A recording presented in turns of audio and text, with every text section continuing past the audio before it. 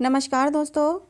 आज सुनते हैं मुंशी प्रेमचंद के द्वारा लिखी कहानी जिसका नाम है भूत। चलिए कहानी शुरू करते हैं। मुरादाबाद के पंडित सीतानाथ चौबे गत 30 वर्षों से वहाँ के वकीलों के नेता हैं। उनके पिता उन्हें बाल्यावस्था में ही छोड़कर परलोक सिधारे थे। घर में कोई संपत्ति न थी। माता ने बड़े बड़े कष्ट झेलकर उन्हें पाला और पढ़ाया। सबसे पहले वह कचहरी में 15 रुपये मासिक पर नौकर हुए। फिर वकालत की परीक्षा दी, पास हो गए। प्रतिभा थी, 2 ही 4 वर्षों में वकालत चमक उठी। जब माता का स्वर्गवास हुआ तब पुत्र का शुमार जिले के गणमान्य व्यक्तियों में हो गया था। उनकी आमदनी 1000 रुपये महीने से कम न थी। एक विशाल भवन बनवा लिया था, कुछ जमींदारी ले ली थी, कुछ रुपये बैंक में रख दिए थे और कुछ लेन देन में लगा दिए थे। इस समृद्धि पर 4 पुत्रों का होना उनके भाग्य को आदर्श बनाए हुए था।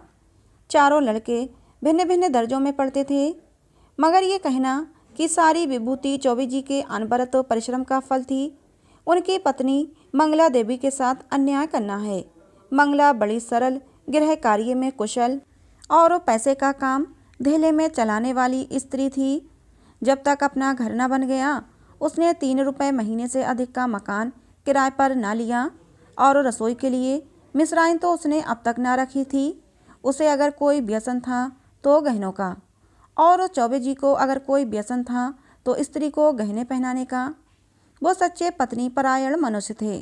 साधारणता महफिलों में वेश्याओं से हंसी मजाक कर लेना उतना बुरा नहीं समझा जाता था, पर पंडित जी अपने जीवन में कभी नाच गाने की महफिल में गए ही नहीं। 5 बजे तड़के से लेकर 12 बजे रात तक उनका व्यसन मनोरंजन, पढ़ना लिखना, अनुशीलन, जो कुछ था कानून ही था। न उन्हें राजनीति से प्रेम था, न जाति सेवा से। ये सभी काम उन्हें व्यर्थ से जान पड़ते थे।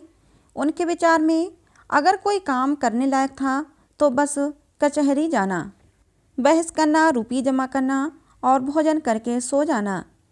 जैसे वेदांती को ब्रह्मा के अतिरिक्त जगत मिथ्या जान पड़ता है, वैसे ही चौबे जी को कानून के सिवा सारा संसार मिथ्या प्रतीत होता था। सब माया थी, एक कानून ही सत्य था। चौबे जी के मुख चंद्र में केवल एक कला की कमी थी कि उनके कोई कन्या न थी। पहलोठी कन्या के बाद फिर कन्या हुई ही नहीं और अब होने की आशा ही न थी। स्त्री और पुरुष दोनों उस कन्या को याद करके रोया करते थे। लड़कियां बचपन में लड़कों से ज़्यादा चौंचले करती हैं। उन चौंचलों के लिए दोनों प्राणी बिकल रहते। माँ सोचती लड़की होती तो उसके लिए गहने बनवाती, उसके बाल गूंथती।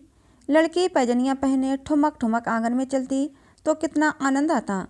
चौबे सोचते कन्यादान के बिना मोक्ष कैसे होगा। कन्यादान महादान है, जिसने ये दान न किया उसका जन्म ही व्यर्थ गया। आखिर ये लालसा इतनी प्रबल हुई कि मंगला ने अपनी छोटी बहन को बुलाकर कन्या की भांति पालने का निश्चय किया। उसके माँ बाप निर्धन थे, राजी हो गए। ये बालिका मंगला की सौतेली माँ की कन्या थी। बड़ी सुंदर और बड़ी चंचल थी। नाम था बिन्नी, पूरा नाम था विंदेश्वरी। चौबे जी का घर उसके आने से खिल उठा। 2-4 ही दिनों में लड़की अपने माँ बाप को भूल गई। उसकी उम्र तो केवल 4 वर्ष की थी, पर उसे खेलने की अपेक्षा कुछ काम करना अच्छा लगता था। मंगला रसोई बनाने जाती तो बिन्नी भी उसके पीछे पीछे जाती। उसे आटा गूंदने के लिए झगड़ा करती। तरकारी काटने में उसे बड़ा मज़ा आता था। जब तक वकील साहब घर पर रहते तब तक वो उनके साथ दीवान खाने में बैठी रहती। कभी किताब उलटती, कभी दवात कलम से खेलती। चौबे जी मुस्कुराकर कहते, बेटी मार खाओगी। बिन्नी कहती, तुम मार खाओगे, मैं तुम्हारे कान काट लूँगी। जूजू को बुलाकर उसे पकड़ा दूँगी। इस पर दीवान खाने में खूब कह कहे उड़ते। वकील साहब कभी इतने बालवत्सल न थे। जब बाहर से आते तो कुछ न कुछ सौगात बिन्नी के वास्ते जरूर लाते और घर में कदम रखते ही पुकारते, बिन्नी बेटी। बिन्नी दौड़ती हुई आकर उनकी गोद में बैठ जाती। मंगला एक दिन बिन्नी को लिए बैठी थी। इतने में पंडित जी आ गए। बिन्नी दौड़कर उनकी गोद में जा बैठी। पंडित जी ने पूछा, तू किसकी बेटी है? बिन्नी बोली, ना बताऊंगी। मंगला, कह दे बेटा, जीजी की बेटी हूँ। पंडित, तू मेरी बेटी है बिन्नी कि इनकी? बिन्नी बोली, ना बताऊंगी। पंडित, अच्छा, हम लोग आंखें बंद किए बैठे हैं। बिन्नी जिसकी बेटी होगी उसी की गोद में आकर बैठ जाएगी। बिन्नी उठी और फिर चौबे जी की गोद में बैठ गई। पंडित जी बोले, मेरी बेटी है, मेरी बेटी है, अब न कहना कि मेरी बेटी है। मंगला, अच्छा जाओ बिन्नी, अब तुम्हें मिठाई ना दूंगी, गुड़िया भी ना मंगा के दूंगी। बिन्नी बोली, भैया जी मंगवा देंगे, तुम्हें भी ना दूंगी। वकील साहब ने हंसकर बिन्नी को छाती से लगा लिया और गोद में लिए हुए बाहर चले गए। वो अपने इष्ट मित्रों को भी इस बाल क्रीड़ा का रसास्वादन कराना चाहते थे। आज से जो कोई बिन्नी से पूछता कि तू किसकी बेटी है तो बिन्नी चट कह देती, भैया की। एक बार बिन्नी का बाप आकर उसे अपने साथ ले गया। बिन्नी ने रो रो कर पूरा घर सिर पर उठा लिया। इधर चौबे जी को भी दिन काटना कठिन हो गया। 1 महीना भी ना गुजरा था कि वो फिर ससुराल गए और बिन्नी को लेवा लाए। बिन्नी अपनी माता और पिता को भूल गई। वो चौबे जी को अपना बाप और मंगला को अपनी माँ समझने लगी।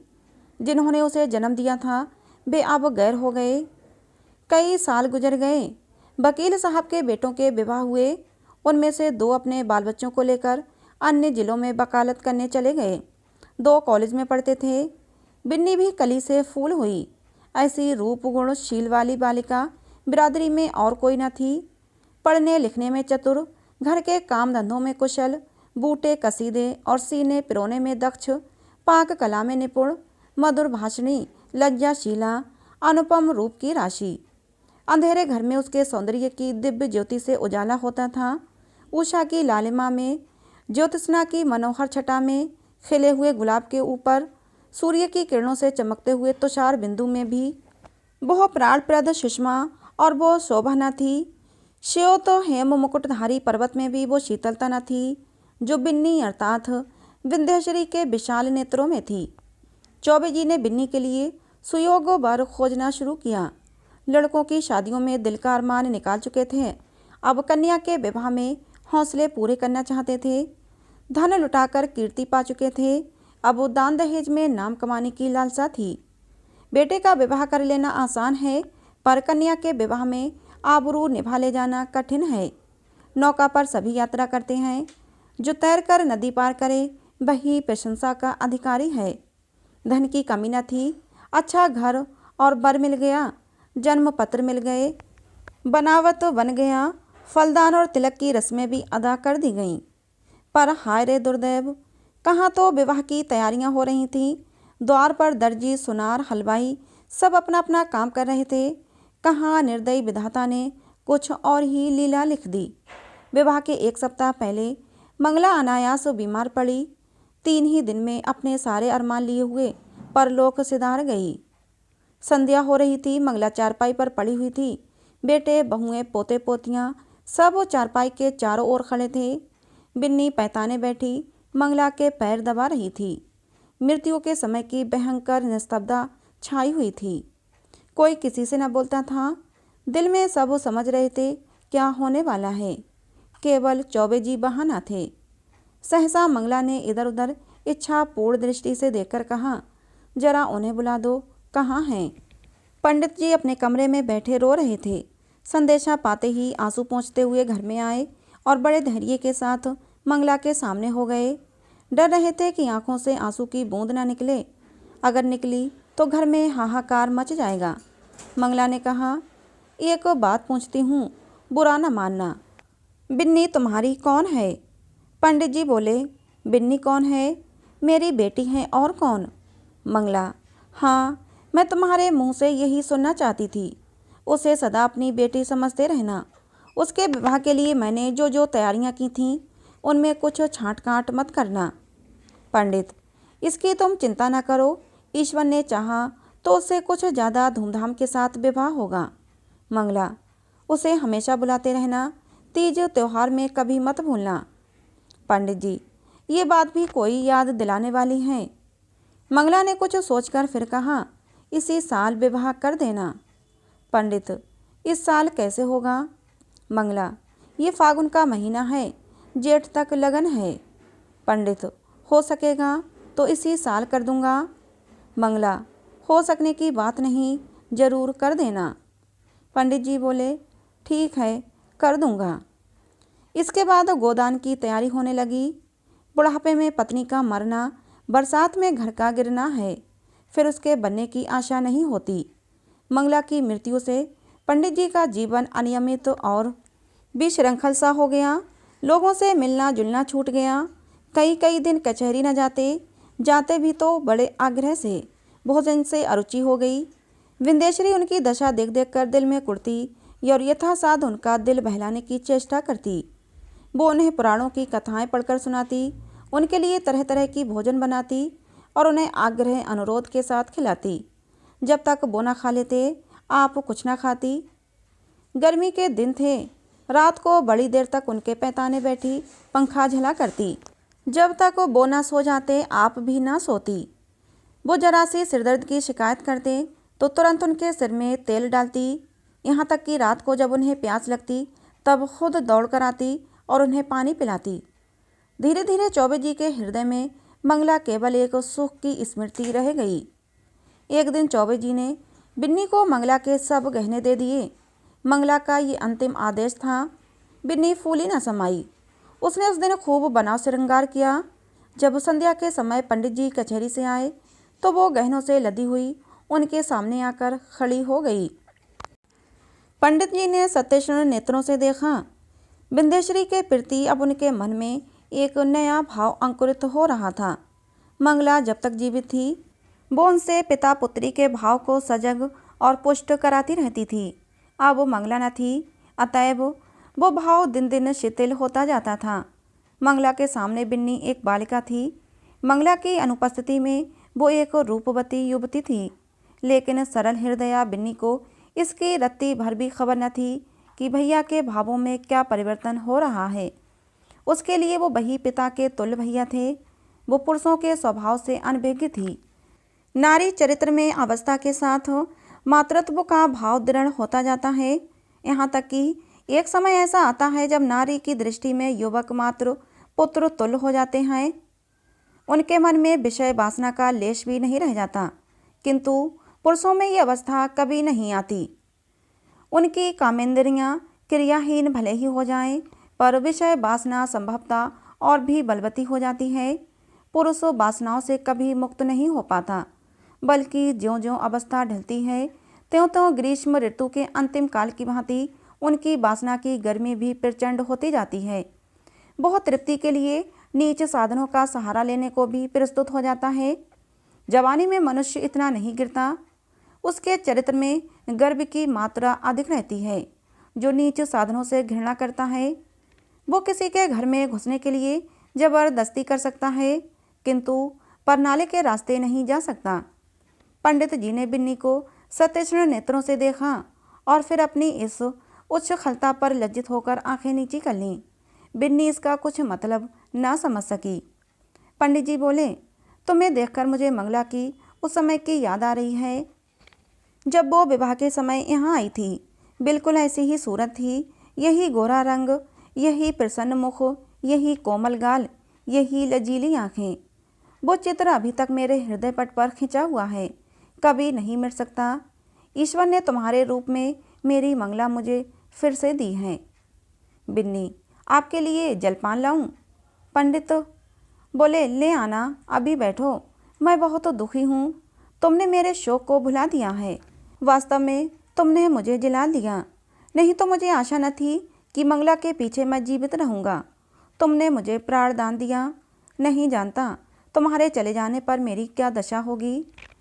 बिन्नी बोली, कहाँ चले जाने के बाद? मैं तो कहीं नहीं जा रही हूँ। पंडित, क्यों? तुम्हारे विवाह की तिथि आ रही है, चली ही जाओगी। बिन्नी सकुचाती हुई बोली, ऐसी जल्दी क्या है? पंडित जी बोले, जल्दी क्यों नहीं, जमाना हंसेगा। बिन्नी, हंसने दीजिए, मैं यहीं आपकी सेवा करती रहूँगी। पंडित, नहीं बिन्नी, मेरे लिए तुम क्यों हलकान होगी? मैं अभागा हूँ। जब तक जिंदगी है जीऊँगा, चाहे रोकर जीऊँ, चाहे हंसकर। हंसी मेरे भाग्य से उठ गई। तुमने इतने दिनों संभाल लिया, यही क्या कम एहसान है। मैं ये जानता हूँ कि तुम्हारे जाने के बाद कोई मेरी खबर लेने वाला नहीं रहेगा। ये घर तहस नहस हो जाएगा और मुझे घर छोड़कर भागना पड़ेगा। पर क्या करें, लाचारी है। तुम्हारे बिना अब मैं यहाँ क्षण भर भी नहीं रह सकता। मंगला की खाली जगह जो तुमने पूरी की, अब तुम्हारा स्थान कौन पूरा करेगा? बिन्नी, क्या इस साल रुक नहीं सकते? मैं इस दशा में आपको छोड़कर न जाऊंगी। पंडित, अपने बस की बात तो नहीं, वे लोग आग्रह करेंगे तो मजबूर होकर करना ही पड़ेगा। बिन्नी, बहुत तो जल्दी मचाएं तो आप कह दीजिएगा, अब नहीं करेंगे। उन लोगों के जी में जो आए करें, यहाँ कोई उनका दबेल बैठा है क्या? पंडित, वे लोग अभी से आग्रह कर रहे हैं। बिन्नी, आप उन्हें फटकार क्यों नहीं देते? पंडित, करना तो है ही, फिर विलंब क्यों करूं? ये दुख और वियोग तो एक दिन होना ही है। अपनी विपत्ति का भार तुम्हारे सिर क्यों रखूं? बिन्नी, दुख सुख में काम ना आऊंगी तो और किस दिन काम आऊंगी? पंडित जी के मन में कई दिनों तक घोर संग्राम होता रहा। वो अब बिन्नी को पिता की दृष्टि से न देख सकते थे। बिन्नी अब मंगला की बहन और उनकी साली थी। जमाना हंसेगा तो हंसे, जिंदगी तो आनंद से गुजरेगी। उनकी भावनाएं कभी इतनी उल्लासमयी न थीं। उन्हें अपने अंगों में फिर जवानी की स्फूर्ति का अनुभव हो रहा था। वो सोचते, बिन्नी को मैं अपनी पुत्री समझता था, पर वो मेरी पुत्री है तो नहीं। इस तरह समझने से क्या होता है? कौन जाने ईश्वर को यही मंजूर हो, नहीं तो बिन्नी यहाँ आती ही क्यों? उसने इसी बहाने से ये संयोग निश्चित कर दिया होगा। उसकी लीला तो अपरंपार है। पंडित जी ने वर के पिता को सूचना दे दी कि कुछ विशेष कारणों से इस साल विवाह न हो सकता। विंध्यश्री को अभी तक कुछ खबर न थी कि मेरे लिए क्या क्या षड्यंत्र रचे जा रहे हैं। वो खुश थी कि मैं भैया जी की सेवा कर रही हूँ और भैया जी मुझसे प्रसन्न हैं। बहन का इन्हें बड़ा दुख है। मैं ना रहूँगी तो ये कहीं चले जाएंगे। कौन जाने साधु सन्यासी न हो जाएं। घर में कैसे मन लगेगा? वो पंडित जी का मन बहलाने का पूरा यत्न करती, उन्हें कभी भी मन मारे न बैठने देती। पंडित जी का मन अब कचहरी में न लगता था। घंटे 2 घंटे बैठकर चले आते थे। युवकों के प्रेम में विकलता होती है और वृद्धों के प्रेम में श्रद्धा। वे अपनी यौवन की कमी को खुशामद से, मीठी बातों से और हाजिर जवाबी से पूर्ण करना चाहते हैं। मंगला को मरे अभी 3 ही महीने गुजरे थे कि चौबे जी ससुराल पहुँचे। सास ने मुँह मांगी मुराद पाई। उसके 2 पुत्र थे, पर घर में कुछ जमा पूंजी न थी। उनके पालन और शिक्षा के लिए कोई ठिकाना नजर न आता था। मंगला मर ही चुकी थी। लड़की का ज्यों ही विवाह हो जाएगा, वो अपने घर की हो जाएगी। फिर चौबे से नाता ही टूट जाएगा। वो इसी चिंता में पड़ी हुई थी कि चौबे जी पहुँचे, मानो देवता स्वयं वरदान देने आए हों। जब चौबे जी भोजन करके लेटे तो सास ने कहा, क्या कहीं बातचीत हुई कि नहीं? पंडित जी बोले, अम्मा, अब मेरे विवाह की बातचीत क्या होगी भला? सास, क्यों भैया, अभी तुम्हारी उम्र ही क्या है? पंडित, करना भी चाहूँ तो बदनामी के डर से नहीं कर सकता, फिर मुझे पूछता ही कौन है? सास, पूछने को हजारों हैं। दूर क्यों जाओ, अपने घर में ही लड़की बैठी है। सुना है तुमने मंगला के सब गहने बिन्नी को दे दिए हैं। कहीं और विवाह हुआ तो ये कई हजार की चीज़ें तुम्हारे हाथों से निकल जाएंगी। तुमसे अच्छा घर मैं कहाँ पाऊंगी? तुम उसे अंगीकार कर लो तो मैं तर जाऊं। अंधा क्या मांगे 2 आँखें। चौबे जी ने मानो विवश होकर सास की प्रार्थना स्वीकार कर ली।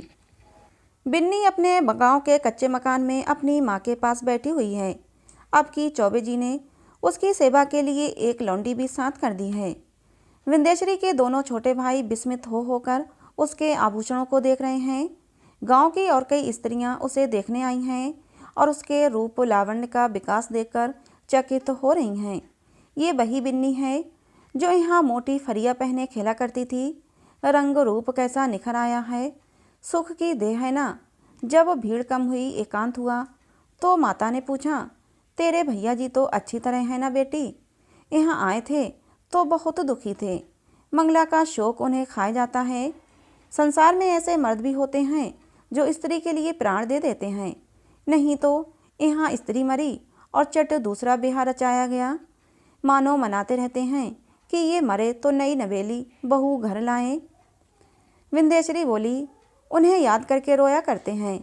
चली आई हूँ, ना जाने कैसे रहेंगे। माता बोली, मुझे तो डर लगता है कि तेरा ब्याह हो जाने पर कहीं इधर उधर साधु संत ना बन जाएं। बिन्नी, मुझे भी यही डर लगता है, इसी से तो मैंने कह दिया कि अभी जल्दी क्या है। माता, जितने ही दिन उनकी सेवा करोगी उतना ही उनका स्नेह बढ़ेगा और तुम्हारे जाने से उन्हें उतना दुख भी अधिक होगा। बेटी, सच तो ये है कि वो तुम्ही को देकर जीते हैं। इधर तुम्हारी डोली उठी और उधर उनका घर सत्यानाश हुआ। मैं तुम्हारी जगह होती तो उन्हीं से ब्याह कर लेती। विंध्य, ऐ हटो अम्मा, गाली देती हो। उन्होंने मुझे बेटी करके पाला है, मैं भी उन्हें अपना पिता। माता, चुप रह पगली, कहने से क्या होता है। बिन्नी बोली, अरे सोचो तो अम्मा, कितनी बेढंगी बात है। माता, मुझे तो इसमें कोई बेढंगापन नहीं दिखता।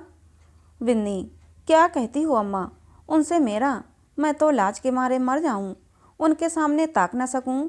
वो भी कभी ना मानेंगे, मानने की भला कोई बात तो हो। माता, उनका जिम्मा मैं लेती हूँ, मैं उन्हें राजी कर लूँगी, तू राजी हो जा। याद रख, ये कोई हंसी खुशी का ब्याह नहीं, उनकी प्राण रक्षा की बात है, जिसके सिवा संसार में हमारा और कोई नहीं। फिर अभी उनकी कुछ उम्र भी नहीं, 50 से 2 ही 4 साल ऊपर होंगे। उन्होंने एक ज्योतिषी से पूछा भी था तो पंडित जी ने बताया था कि उनकी ज़िंदगी अभी कम से कम 20 बरस की है। बातचीत में चतुर माता ने कुछ ऐसा शब्द बिहू रचा कि सरल बालिका उसमें से ना निकल सकी। माता जानती थी कि प्रलोभन का जादू इस पर न चलेगा। धन का, आभूषणों का, कुल सम्मान का, सुखमय जीवन का उसने जिक्र तक न किया। उसने केवल चौबे जी की दयनीय दशा पर जोर दिया। अंत को विंध्यश्री ने कहा, अम्मा, मैं जानती हूँ कि मेरे न रहने से उनको बड़ा दुख होगा। यह भी जानती हूँ कि मेरे जीवन में सुख नहीं लिखा है। मैं उनके हित के लिए अपना जीवन बलिदान कर दूंगी। ईश्वर की यही इच्छा है तो यही सही। चौबे जी के घर में मंगल गान हो रहा है। विंध्यश्री आज वधू बनकर इस घर में आई है। कई वर्ष पहले वो चौबे जी की पुत्री बनकर आई थी। उसने कभी स्वप्न में भी न सोचा था कि मैं एक दिन इस घर की स्वामिनी बनूंगी। चौबे जी की सज धज आज देखने योग्य है। तंजेब का रंगीन कुर्ता, कतरी हुई संवारी हुई मूछें, खिजाब से चमकते हुए बाल, हंसता हुआ चेहरा, चढ़ी हुई आंखें, यौवन का पूरा स्वांग था। रात बीत चुकी थी। विंध्यश्री आभूषणों से लदी हुई भारी जोड़े पहने फर्श पर सिर झुकाए बैठी थी। उसे कोई उत्कंठा न थी, भय न था, केवल ये संकोच था कि मैं उनके सामने कैसे मुंह खोलूंगी। उनकी गोद में खेली हूँ, उनके कंधों पर बैठी हूँ, उनकी पीठ पर सवार हुई हूँ, कैसे उन्हें मुंह दिखाऊंगी। मगर वे पिछली बातें क्यों सोचूं।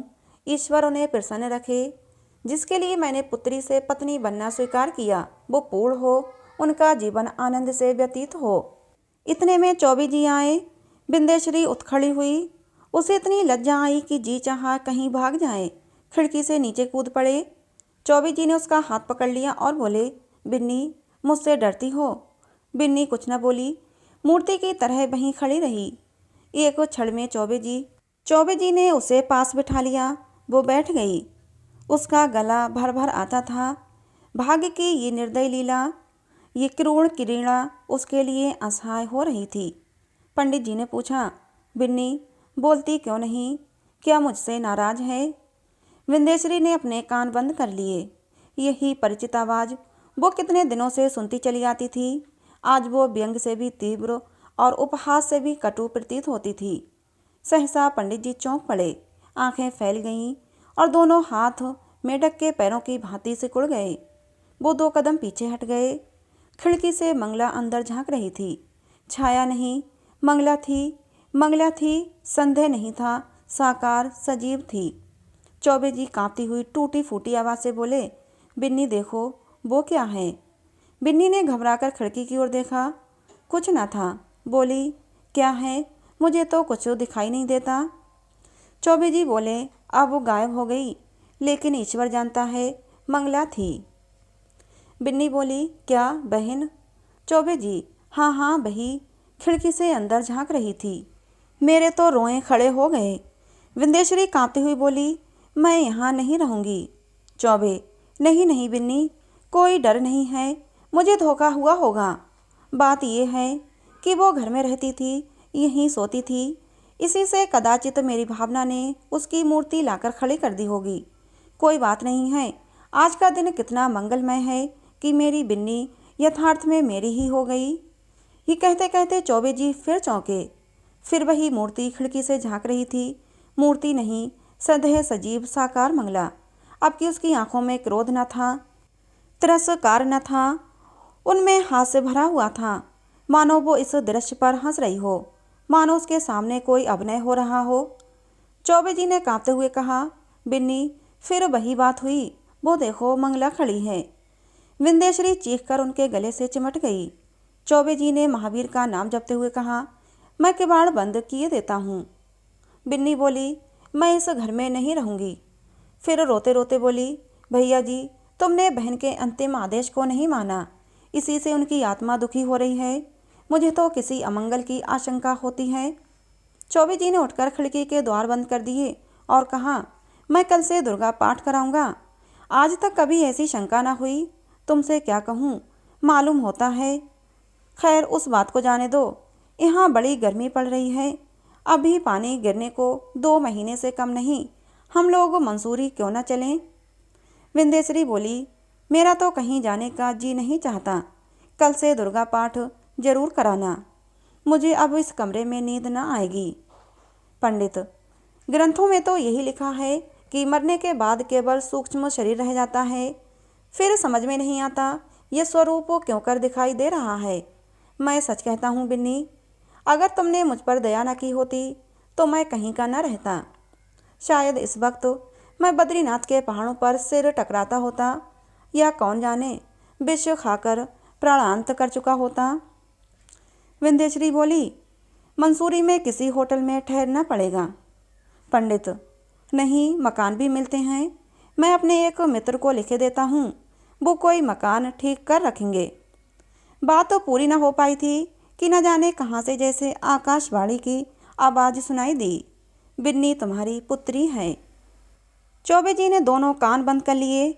भय से थरथर कांपते हुए बोले, बिन्नी, यहाँ से चलो, न जाने कहाँ से आवाज़ें आ रही हैं। बिन्नी तुम्हारी पुत्री है। ये ध्वनि कानों में पंडित जी को सुनाई पड़ने लगी, मानो इस कमरे की एक एक वस्तु से यही सदा आ रही है। बिन्नी ने रोकर पूछा, कैसी आवाज़ थी? पंडित जी बोले, क्या बताऊं, कहते लज्जा आती है। बिन्नी, जरूर बहन जी की आत्मा है। बहन, मुझ पर दया करो, मैं सर्वथा निर्दोष हूँ। पंडित, देखो फिर वही आवाज़ आ रही है। हे ईश्वर, कहाँ जाऊँ? मेरे तो रोम रोम में वही शब्द गूंज रहे हैं। बिन्नी, बहुत बुरा किया। मंगला सती थी, उसके आदेश की अपेक्षा करके मैंने अपने हक में जहर बोया। कहाँ जाऊँ, क्या करूँ? यह कहकर पंडित जी ने कमरे के किवाड़ खोल दिए और बेतहाशा भागे। अपने मर्दाने कमरे में पहुंचकर वो गिर पड़े, मूर्छा आ गई। विंध्यश्री भी दौड़ी, पर चौखट से बाहर निकलते ही गिर पड़ी। तो दोस्तों, ये कहानी थी मुंशी प्रेमचंद के द्वारा लिखी, जिसका नाम था भूत। कहानी आपको कैसी लगी ज़रूर बताना। अच्छी लगी हो तो प्लीज़ इसे एक लाइक और चैनल को सब्सक्राइब जरूर कर लेना। मिलते हैं अगली किसी नई कहानी में।